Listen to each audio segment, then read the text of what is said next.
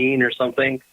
But it just wanted me and wanted to know it was there, and it caused a lot of shit. It was like actually eventually see things walking up the ceiling and black images or black things crawling all around the walls and coming through the walls and bulging through the walls. And I literally freaked out. I would just always run to my room and put my Led Zeppelin records on. It's just like drowned it out, you know. It was just bizarre.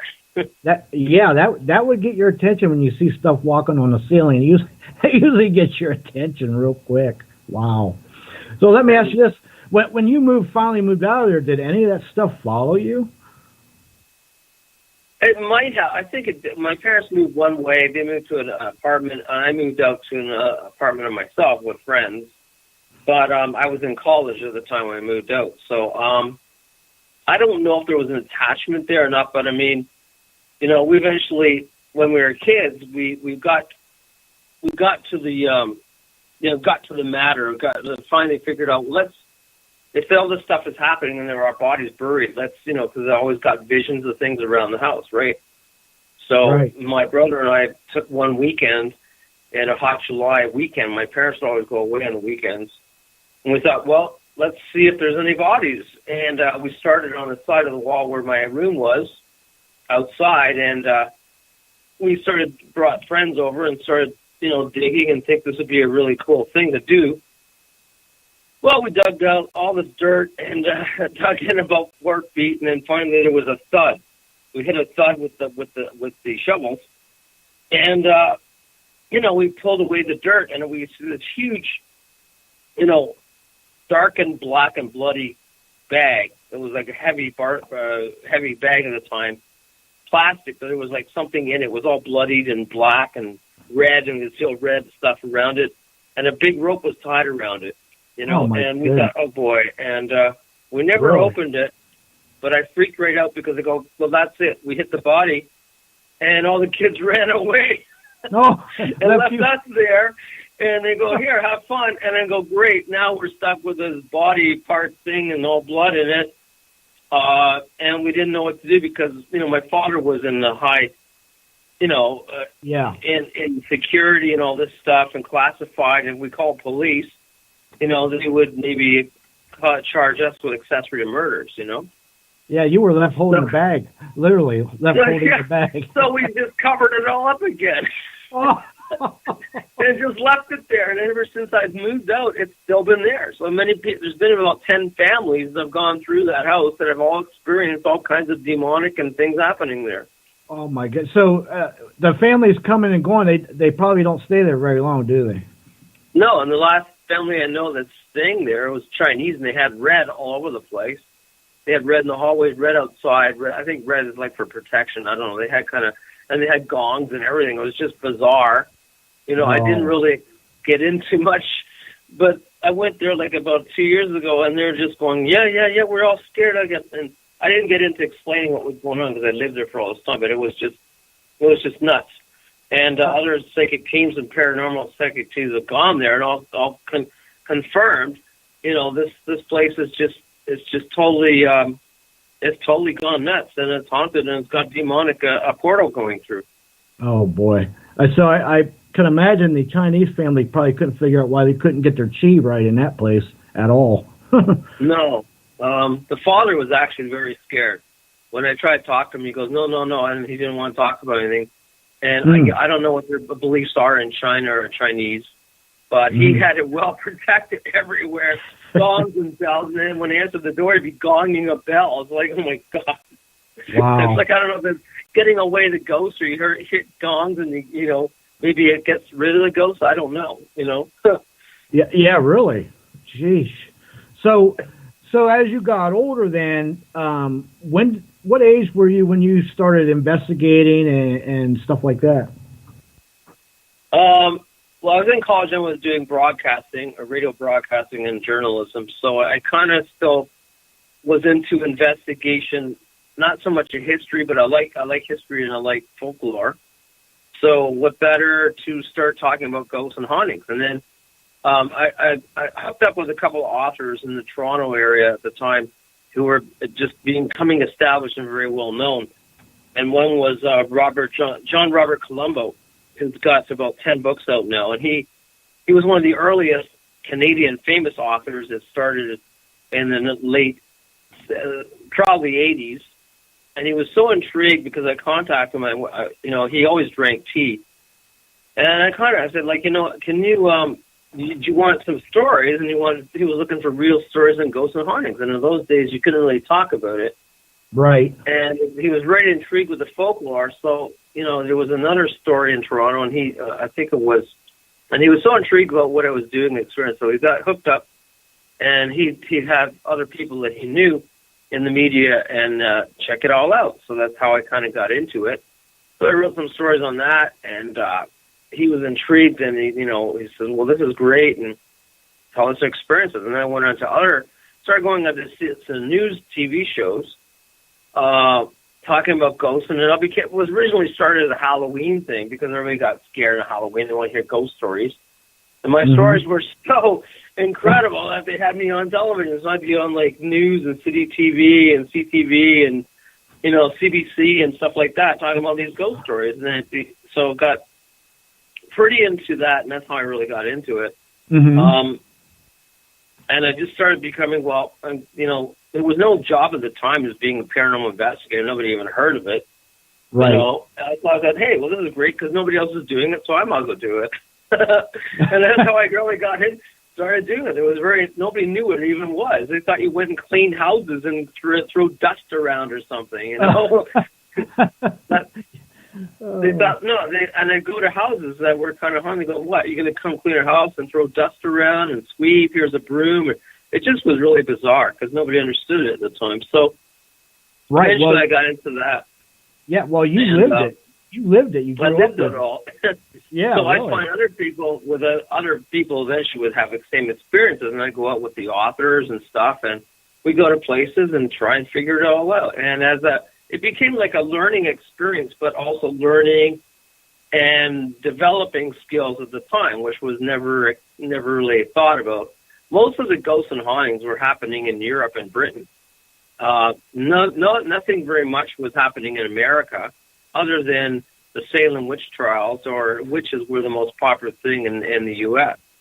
It was never talked much about paranormal. It was always about witches can cure, and there was witches' curses and things like that. I guess it got more popular later on, back in the late 1990s and 2000s, but, it was always a shunned up subject. Nobody wanted to talk about it. Right. And then you get into 2000s, then they turn all these places into cash cows, prisons and asylums and old hospitals. It costs you $100, $150 a head just to go there, and you got to have 10 people. It's crazy.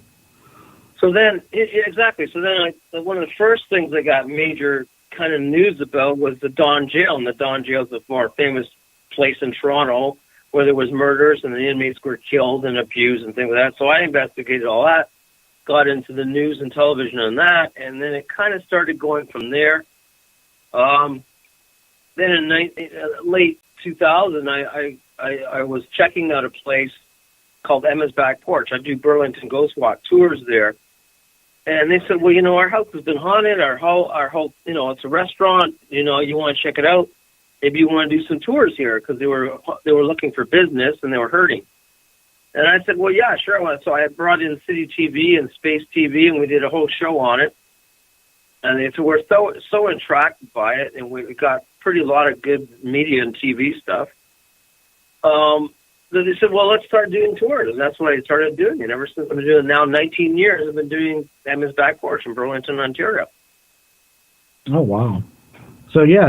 It evolved from there. And then the weird part was other people were getting mad at establishments. Well, how come you're promoting them and not us? And they had places that were haunted. So it started off as an investigation, ended up being about, like, other places were joining in. So I started a whole tour. And it ended up being about 32 places eventually, of all these places in downtown Burlington that were haunted, and they had all real ghosts and hauntings. So we did a whole tour of it. It was just pretty phenomenal. And anybody can check out the website at burlingtonghostwalks.ca for all the tours, and quite fascinating of, like, all the ghosts and hauntings that we've had in the past. Wow. So yeah, that alone keeps you busy just on the paranormal end of it. Now, speaking of paranormal, is there any like have you ever had other I don't know occurrences with say cryptids or aliens or anything along those lines?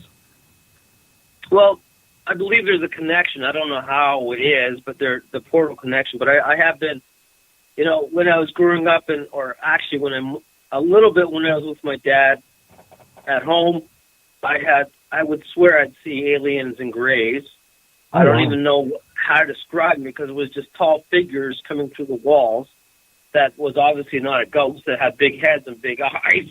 And would blink a look at you and just, very thin, like these plasticine guys, and they just walk right through the wall. Wow. So later on, I started doing more of that. For some strange reason, I got, things happening and being contacted and followed around by aliens, and even being an abductee at one point. Oh, my goodness. So that was later on after I moved out for years later in the late 2000s. Yeah. So you actually was an abductee. That had to be quite an experience right there. Do you have memories of it, or did you have to be? Oh yeah. When the first show I was on that talked about when we started talking about it was the Camilla Scott show in Toronto on CTV television, and they wanted to bring in serious people who had alien experiences and abductee experiences. So I was kind of skeptical to go on because a lot of people think you're nuts or don't believe you. And I went on there and talked about my first experience was in Algonquin Park, which is a cottage country way up north in Ontario. And pretty haunted areas and pretty, like, a lot of weird stuff going on, weird lights and different things and sightings and stuff. And my major experience there was we were out in Rice Lake, and Rice Lake is one of the most haunted places there. About 2 o'clock in the morning, and me and my friends were out there, and we were with the portage out there. We go out, on the lake and go outdoors and portaging and doing trails and hiking. So it was late at night, about Saturday, and we were sitting around on the rock, and it was all quiet. It was on the lake. We're just right close to the lake. Couldn't hear a thing, quite as dead as anything. And all of a sudden, we saw this whole area started turning green. It just was all lighting up from the lake underneath. Oh, wow. Tons of lights just everywhere coming up. And this thing just basically rolls right out of the lake. Oh, it came out of the lake. Huge disc, silver disc, about 120 feet or more wide, right above us. And it literally lifted up, water, everything coming off it. No sound at all, just lights flying everywhere, green and blue. Picked me right up. We're all watching this thing right in front of us. And it stood there about 3 or 4 minutes. We couldn't get our cameras. We couldn't get anything to work. And you couldn't hear a sound, but it would just hover in the air and about 5 feet off the water and literally would just sit there floating around. And then, 5 minutes later, it would just go zoom straight up in the sky, straight up. We could literally go, it just, no sound. It just went straight up, all the water dripping off, and it was just like huge takeoff right up into the sky, up to the, stars. It was just phenomenal. And we all freaked out. And then everything just got quiet again, and nothing happened. It was just the most bizarre thing I've ever seen.